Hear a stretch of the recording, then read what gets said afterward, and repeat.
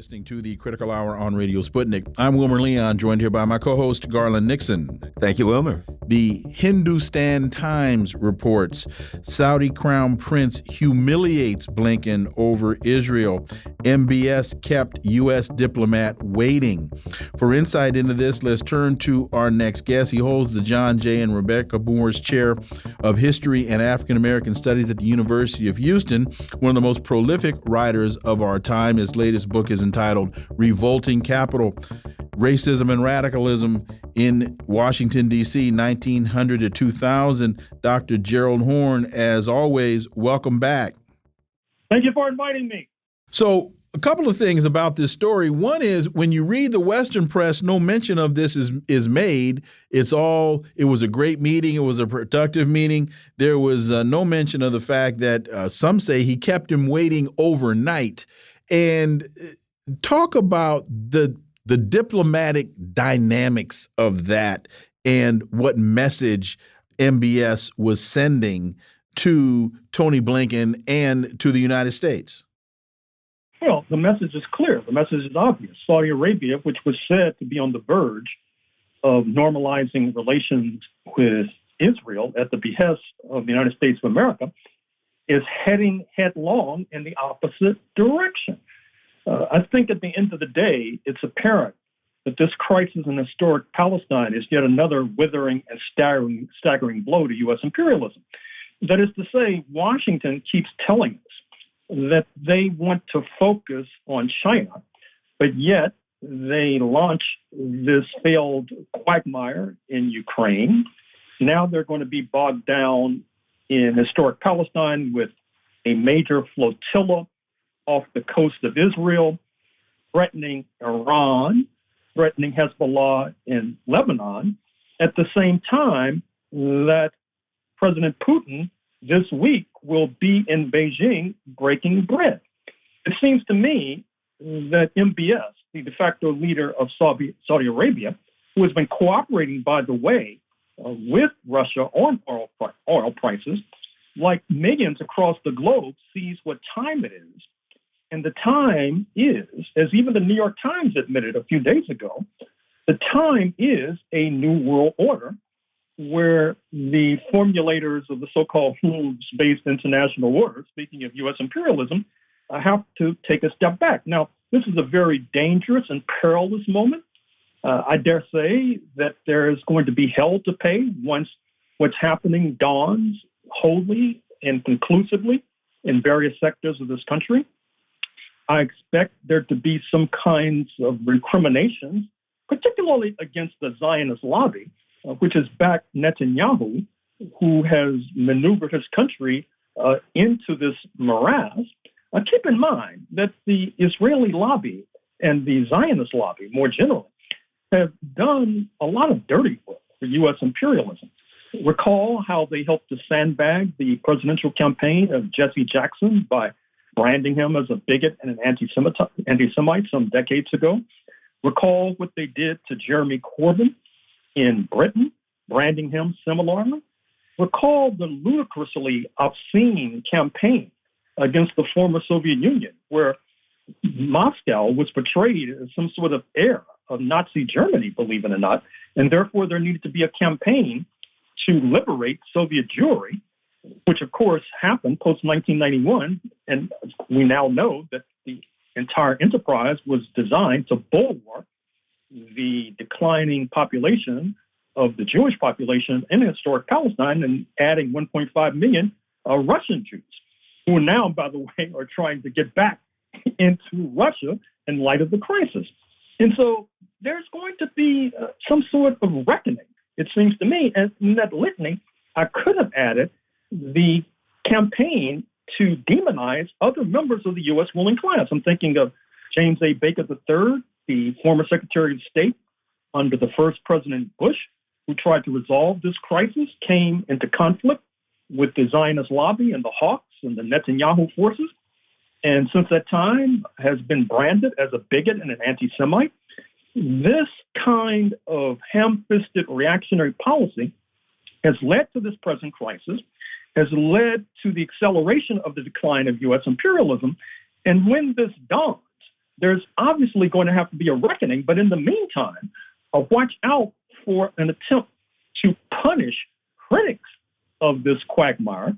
I'm looking at what's happening in terms of trying to intimidate members of Congress, intimidating law students at NYU who are being deprived of jobs because of their objection to genocide in historic Palestine. I'm thinking of the campaign by Wall Street billionaires who are acting similarly against Ivy League universities like Harvard and the University of Pennsylvania. So the United States is going to be going through quite a bit of turmoil in coming days, weeks, and months. And it does not bode well for their long-term objective of bringing first China, then Russia to heel.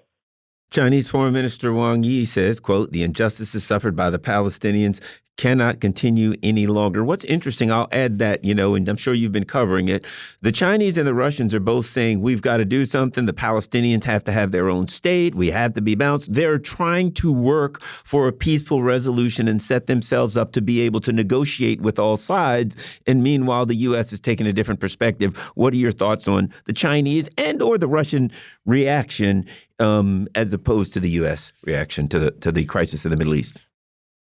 Well, it's not just the Chinese and Russian reaction, as you well know. I would say it's the BRICS reaction, Brazil, Russia, India, China, South Africa. Pay attention to the stinging comments coming out of the South African Foreign Ministry about Israeli policy, the resolution introduced by the Brazilians, who were president of the Security Council during this, who have also been issuing stinging condemnations of Israeli policies. And I think also we have to pay attention to Israeli policy because I'm not so sure if Israel is going to back up its rhetoric, which is really going to help to compound their crisis. That is to say that Israel is very good at dropping bombs from 30,000 feet, but urban warfare, they have been proven to be rather incompetent. Recall what happened in Lebanon in 2006. In going into Gaza, they'll not only confront the so-called suicide attackers, but snipers and booby traps and minefields and drones dropping hand grenades, which you saw on October 7th and thereafter. And so Israel is in the strange position of being a bully that's averse to casualties. And that's unsustainable in the short term and in the long term. And so it seems to me what Israel is going to have to try to do is somehow inveigle or set up a situation where Uncle Sam intervenes on their behalf. And in that regard, pay careful and close attention to what happened during the Six-Day War, June 1967, when in broad daylight, Israeli jets attacked the U.S. ship, the USS Liberty. Now, if that were to happen in October 2023 today, I think it would be for a different purpose. That is to say, it would be a kind of false flag operation to try to entice or present to the press and throw dust in the eyes of the U.S. population the idea that this is like the USS Cole some decades ago, where the Iranians and their so-called proxies were actually the culprits behind this attack. But in any case, Israel has to be careful because if it makes a wrong step, which I think it's about to do, it could be headed towards a kind of societal collapse, leading to the imprisonment of its present prime minister, Benjamin Netanyahu. I'm glad to hear you say that because I have been saying for a while that, or been asking the question, is Israel being baited into a urban warfare environment that they're not really prepared to deal with, and that this entire most recent part of the conflict is to disrupt their Israeli sense of security? Because one of the things that Netanyahu has been screaming for, I'm going to keep you safe.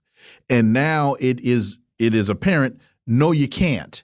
And so if body bags start coming out of Gaza full of Israeli defense forces, the society is going to say, this is not what we signed up for. You're not the guy.